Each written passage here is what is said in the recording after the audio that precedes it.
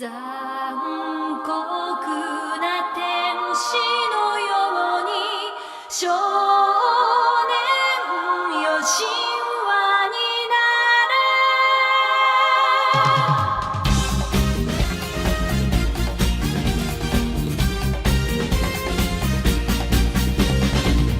青い風が今胸のドアを叩いても私だけをただ見つめて微笑んでるあなたそっと触れるもの求めることに夢中で運命さえまだ知らない痛いけな瞳だけどいつか気づくでしょうその背中には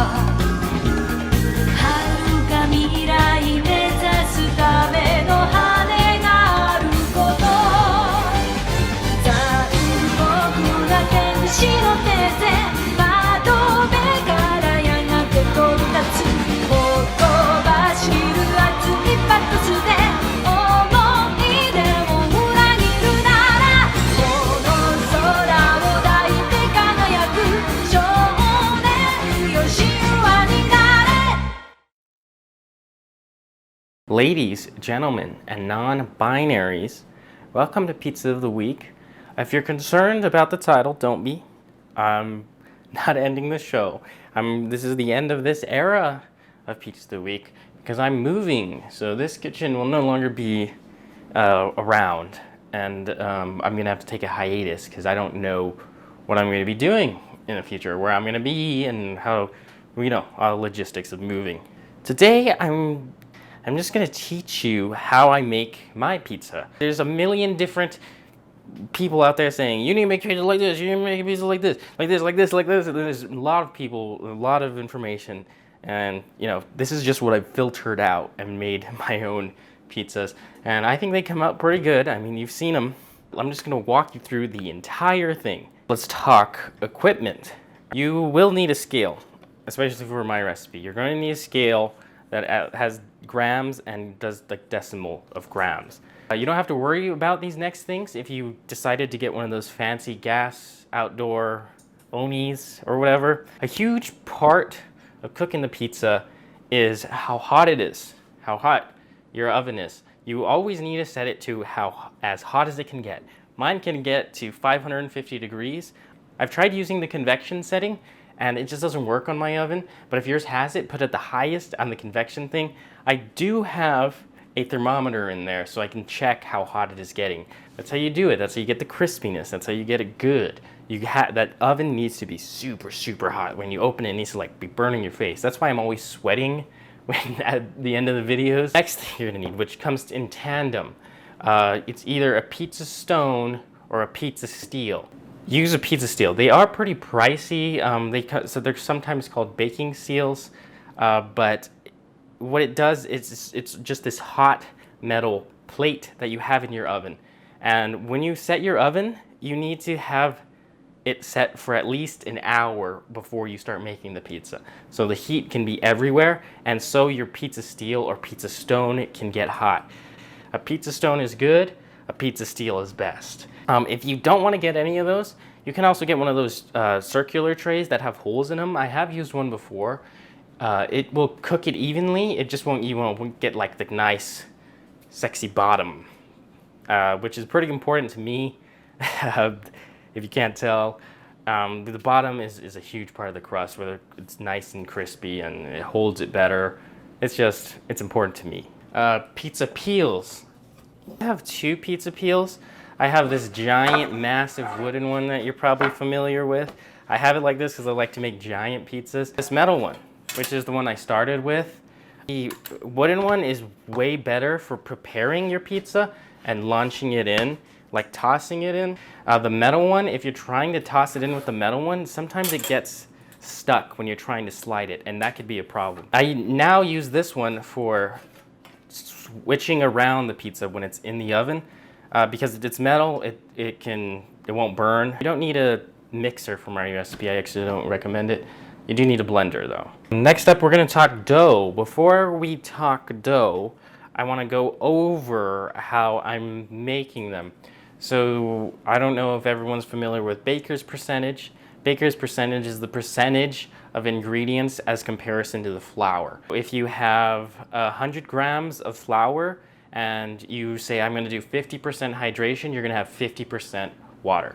So if you have 1% salt, you have 1 gram of salt in that 100 gram thing. Because I like to make big pizzas, so I use 220 grams of flour, 154 grams of water, which is 70%, 0.7 grams of instant dry yeast, 6.6 grams of salt, and I'll occasionally throw in sugar. I don't really measure that, I just kind of sprinkle some sugar in there because it helps with the browning a little bit. If you're trying to change the size of the dough, you can just use the hydration method. So if you want to up it to, like, I want to make 5 pizzas, you can up it to any percentage using the percentage method. So all you need to do is the math. If you want to make 3 pizzas or whatever, you know, you make 3 pizzas. I would recommend that if you're just starting off, you use 150 gram pizzas. That'll make a pizza about this big. And it's easier to handle. Smaller pizzas, it's better. Start off small, and then if you want to get, you know, giant pizzas like I do sometimes, then, you know, work your way up. The reason I use 70% hydration is because sometimes I'll use 65 or 70. 65 is more for like a flatter type pizza that I get, more like a New York style. And a higher one gives me that nice, fluffy, airy crust. So because our ovens can't get as hot as a 900 degree wood fire oven, it's gonna take longer to cook, which means you need more water. So the more water, you know, it's just basic, you know, the water's gonna evaporate. If you have less water, you know, there's not, you know, you understand, you're smart people. If you don't really care, just stick with 70%. It's the easiest to work with, and stick with 70. I've never actually done this cooking show thing where I'm not making jokes, so I apologize if I suck at this. What you need is, you're gonna need warm water. They tell you that it needs to be between like 80 or 90 degrees or 80 and 100 degrees. I used to do that. I don't really care anymore. I think as long as it's warm and you use your finger and you're like, that's pretty warm, that's good for me. As long as it's like, I think it's like hand washing temperature, like it's nice and warm and it's not like too hot, it's pretty good. If it's too hot, you'll kill your yeast, so be careful. Monkey Cam's on life support right now because I forgot to charge him. 154. You want to mix the salt into the water. Don't know why. I think this is just the thing that I've seen everyone do. I do not know why. I don't. I assume it's to spread the salt evenly throughout the pizza. I don't know. So I need 6 grams of salt. Salt dissolved in there. It only takes a couple of spins. You can't really see because it's water and salt. You want to add your yeast. We got our yeast in here. We want to mix it up a little bit.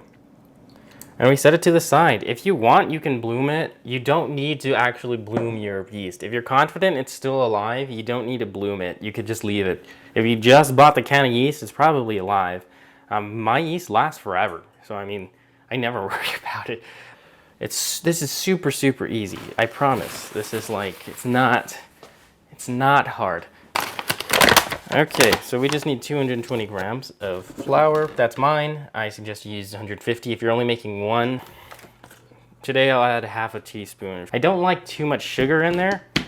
I just add it because it does help with the browning, I've noticed. Sometimes when I don't add it, I don't get like as nice browning. What I recommend is you put in a little bit of water at a time and covering it. If you put all the water in at once, I've noticed that it gets the dough really like tough and it gets hard to knead.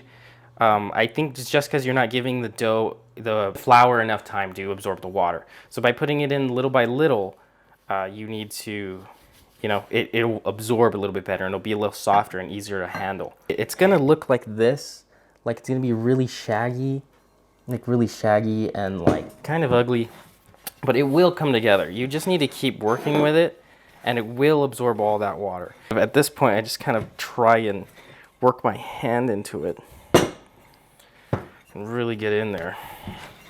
So you really want all that water to get into all that good bread flour. I like to slap it. I don't know why. It does help. I've seen people knead it like that. It's not necessary. Eventually it does get a little sticky to your hands like this, and that's when I start slapping it if I get annoyed with it. And it does help it. So I don't recommend while you're doing this that you use like a big stand mixer. I have used one before. It's a little impersonal. You want to add your love into the pizza. So I highly recommend using your hand. It also helps you understand what the dough looks like. You can very easily over knead the dough in a stand mixer. It normally takes me around 10 to 15 minutes to knead. That's around the sweet spot. I'll show you in a second how you're done. Once it's like in like a pretty good state, I do a sort of palm roll where I roll it like this, bring it back around, and then roll it again. When I do this, I know you could do it if you just do it on a thing, like on the countertop. I like the bowl because I like to smash it into the corner of the bowl. You don't have to do it like that. That's the thing. You don't have to listen to anyone. It's your fucking pizza, dude. It's for you. You don't have to listen to anyone on the internet. You don't even have to listen to me. It's your pizza. If you want to make it burnt, if you want to make it without a steel, if you want to make it, make it however you want. It's your pizza. That's why I'm saying you got to put your love into it. So once it gets like to more of this, like it's not sticking to my hand so much kind of dough, I do start doing this palm and roll back and palm and roll back. And then eventually my arm will get tired and I'll use my left hand. Palm and roll back, palm and roll back. And then I'll do this sort of thing. I'll do it up in the air, I think. Here we stretch it out. And then I fold the corners in on each other. Just to help it, get all the way around. To know that it's 100% done, you want to do a window pane test. Slightly sticky, a little bit moist. But really what's important here is you want to get this. Get a window pane. Let's see if I can get it here. Where you can see the light through the dough and it doesn't tear when you're stretching it a fair amount. See that? That's how you know it's ready to go. Whenever I see that, I do this sort of thing where I just kind of put it into a ball. A tight little ball here. Toss some flour into your bowl. And we're gonna do a bulk ferment. So I usually let mine bulk ferment for 2 hours and then I will throw it in the fridge. Gotta cover it in cling wrap. We're gonna put this guy over to the side. You wanna put him in a nice dry area. If it's, depending on how cold or hot it is in your place, you can change how long the bulk ferment is. So after you do the bulk ferment, and let's say you've done a big giant bowl of 5 pizzas, after the bulk ferment, you want to cut it up, put them in individual things, and throw them in the fridge. I put it in there for 2 days, and it always comes out good. You can leave them in there for up to 5. Past that, things start to get a little bubbly and a little hard to work with, so I don't recommend past that. Don't cheap out on the flour. Don't cheap out on your ingredients. I get the best tomatoes you can find. Get the best everything you can find. You need to find, get the best ingredients you can. And that is like super, super key to making really good pizza. So let's talk sauce. Today I'm using San Marzano whole peeled tomatoes from the Cento brand, which is the best brand I can find locally. You don't have to use whole peeled ones. As a matter of fact, for most of the pizza of the weeks I don't use whole. I use tomato puree. So you can use tomato puree. That's what they use in New York places. You don't, the advantage is you don't have to blend it. You don't have to do anything. It's just sort of ready. And then you just throw Tony Chachere's and some sugar in it and it's good to go. I'm doing it because I think when you get the whole peeled ones, it tastes a little bit more fresh and a little bit more rustic and raw, and you have like little chunks of tomato in there. It's just it just feels fresher. If you're just making a regular pizza though, you don't need to worry about that. Just get the tomato puree. So today I'm going to be making my classic sauce. This is the sauce that I like making for like when I'm trying hard to make be like, hey, this is like fancy pizza, or like I'm not experimenting with something and this is like the pizza This is a sauce I make when, when I have like a family occasion, let's have some pizza. It's just very fresh and it doesn't taste like anything around me. This isn't a traditional method by any means. This is just the way I like to make it. Peeled tomatoes, oregano, fine sea salt, garlic, basil, and sugar. I know you don't normally put basil in your sauce. I'm aware of that.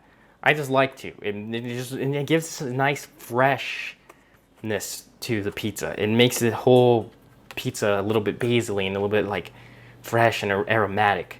Oh, and by the way, if you're doing this and you think the sauce is a little bit watery, you can add some tomato paste in there and it'll make it a little bit more saucy. So this is where you get your hands dirty, right? We're just gonna blend this guy up here. So you do have to get your hands dirty and fish the tomatoes out one by one. Oh shit, you know what? I didn't cut up the garlic yet. I don't like super ultra garlicky things though. Maybe some people do. Just be careful with your garlic, man. Be careful, man. I'm using these 3 little cloves. That's always been enough for me. You know, they said you can absorb garlic through your feet. Or like it like comes out of your feet. Something like that. Now we add the tomatoes. Actually have to go fishing for them and it does feel a little bit weird. And you normally add just a little bit of the sauce that's left in there, but not too much because it's already gonna be a little watery. How much salt do I normally add? I normally just guess, I think. I don't really have a measurement that I use. I normally do it to taste, so you can always add the salt afterwards. So I'm gonna use 2, that's not even 2 teaspoons. Maybe that's like 1.5. Sugar is optional, by the way, in this entire recipe. You don't have to use sugar. If you don't like sugar, you don't gotta use it. Like I said, some oregano. I always just guess with this too. This is a very unscientific part of it. And I just throw some basil in there, tear it up. I'm gonna add some olive oil in there. I'm in a little bit of an olive oil mood. You don't have to add this either. I'm trying to save calories, completely understand. It does add a little bit of something, so I'm just gonna put a smidge in there. You wanna do pulses. Don't blend this thing into oblivion. You wanna do pulses and still leave it there. So this is the part where you actually just taste your sauce. Make sure it's how you like it. See, like in this case, I think it needs some more salt. A little bit more sugar.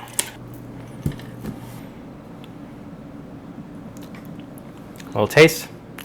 Yeah, taste your sauce, before you're gonna use it. It's gonna taste a little bit different after you cook it, but you wanna taste it. Don't just assume that your sauce is good. Just, give it a little taste. Give it a little taste. It doesn't taste good before you throw it in, it's not gonna taste good after. All right, let's clean up and we'll talk cheese. While I grate this cheese, let's just talk about cheese and what kind of cheese you wanna use. Well, this is just mozzarella I had left over from another pizza of the week. This is Galbani whole milk, low moisture mozzarella. You wanna find low moisture mozzarella. That is like the best, that's what we all use. It's pretty hard to find whole milk, low moisture mozzarella, but I definitely think it's worth it. Normally you'll find part skim, but if you can find the whole milk, low moisture mozzarella, find it. Ooh, it is really good. It's nice. It adds like some richness to it. It's salty. It's perfect. The Galbani brand, I highly recommend. I've tried a bunch of other different brands. I like Galbani the most. It is a little bit more pricey than other ones, but ooh. When I'm shredding the cheese, a lot of low moisture mozzarella will fall apart. The Walmart brand always falls apart. Don't use the Walmart brand if you can avoid it. If you have to use it, do what you got to do. But some worse cheeses, some inferior cheeses, they have fallen apart on me while I'm trying to grate them, and they just melt differently. It's not all low moisture mozzarella is built the same. I don't know how much cheese I use per pizza. I've never weighed it. I just make a lot, and if there's more cheese, then you get to eat cheese at the end. You can't lose, unless you're lactose intolerant or vegan.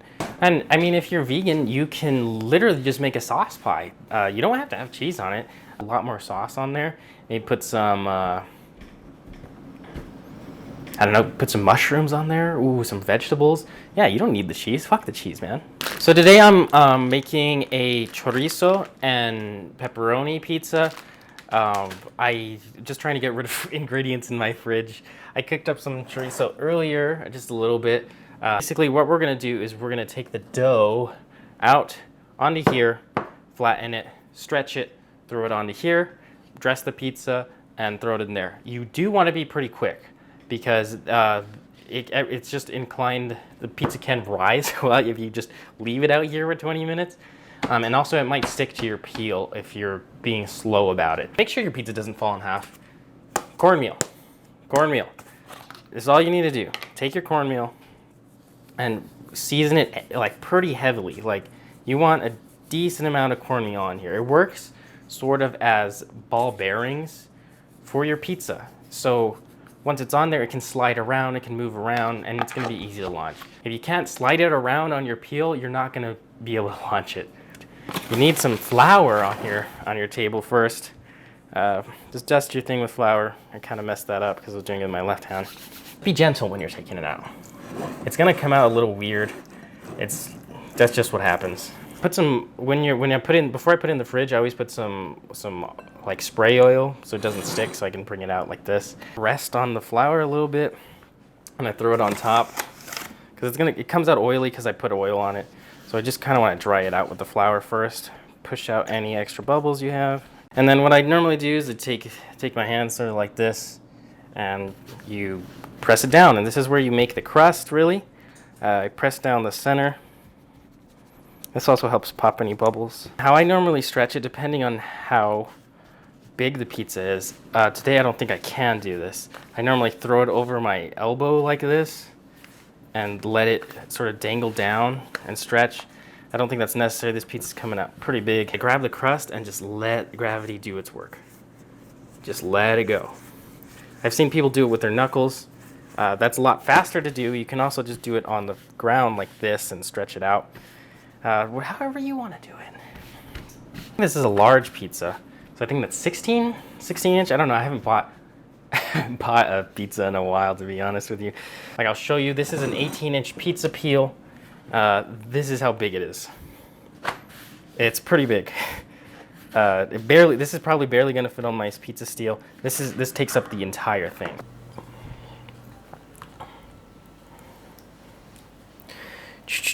So look, and then you get this nice, like meaty, chunky, like sauce that I do like.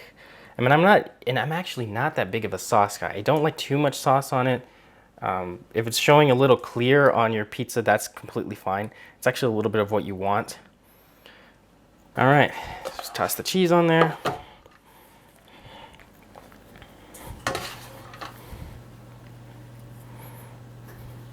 Pepperoni, pepperoni, pepperoni, pepperoni, pepperoni. And just make sure that your pizza's still sliding around. You can still slide it around just to be sure. Add some chorizo on here. It's a little bit pasty chorizo that I got today. It's just super high fat. The one I got before was a little bit leaner.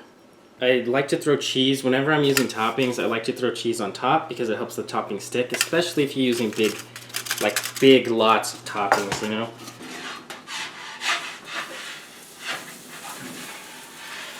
When you're launching, I don't know really how to do it. I mostly just kind of do a couple of test shimmies and then send him on his way and slide him off.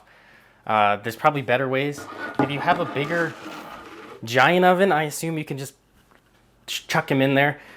Since it's a big giant pizza, you gotta be really careful. That's why I recommend you use a little pizza first. That way you can just chuck them on there. I normally leave it in there for 7-ish minutes, depending on how the pizza is looking.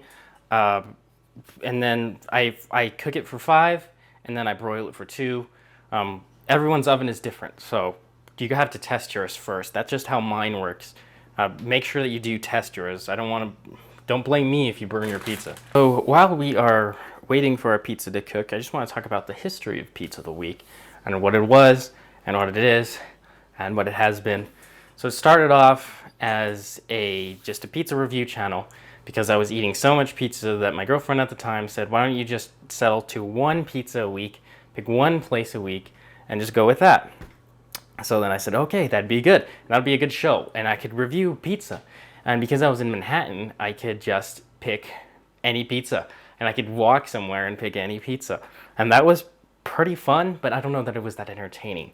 And I was just doing it just because it was fun to do, and I liked to test out all the pizzas and all the interesting places, and it helped me walk around and get around and know the city. And it was really nice. And I would have guests sometimes, and we would test whatever. Really started when COVID hit, because I couldn't go to pizza places anymore, and I couldn't just test places, so I had to make my own. And there's that first one that I made where I made this terrible pizza, and I had no idea what I was doing. And by the time I came home, I started making the pizzas by myself. Little by little, the editing and everything just sort of came together. I kept changing things. I got rid of the review table. I started cooking over here, and now here we are, doing this, dressing up in costumes and doing weird editing. The editing is really inspired by like some of my favorite YouTube channels, like Brutal Moose or Funhouse, and these goofy things that I do is something towards like the Cow Chop Test Kitchen, and now we have this chaotic thing. All right, look at this guy. He is cooking good. There's not much to say. I have to spin him around. This pizza's cooking good. Don't open and close your oven too much, because you'll dissipate some heat. But keep an eye on it, especially when you're broiling it. Be very, very careful. It can go from like perfect to overcooked in seconds. You're gonna have to test your oven. I had so many problems in the originals pizzas of the weeks with my oven, partially because it was broken. To baby it, it's your child. If you leave it, it will die. Wow, we are looking pretty good today.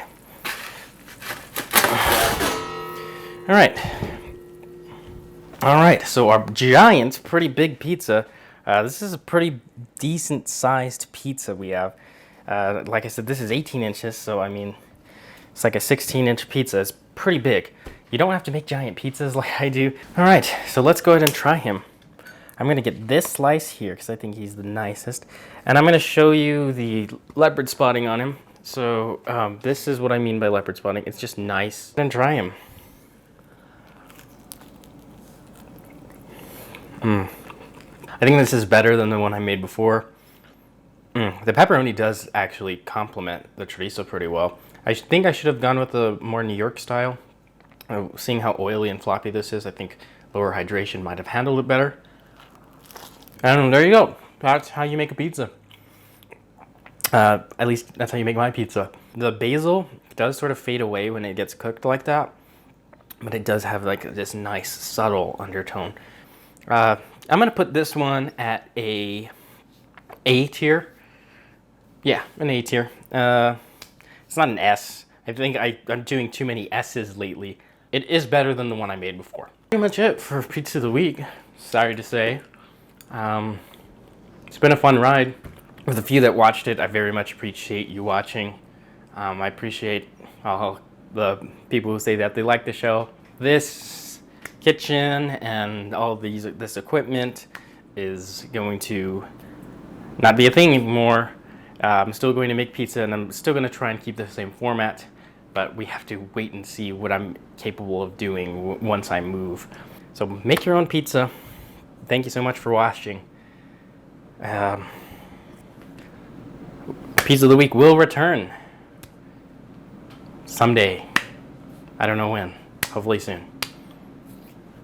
Bye. All right. Well,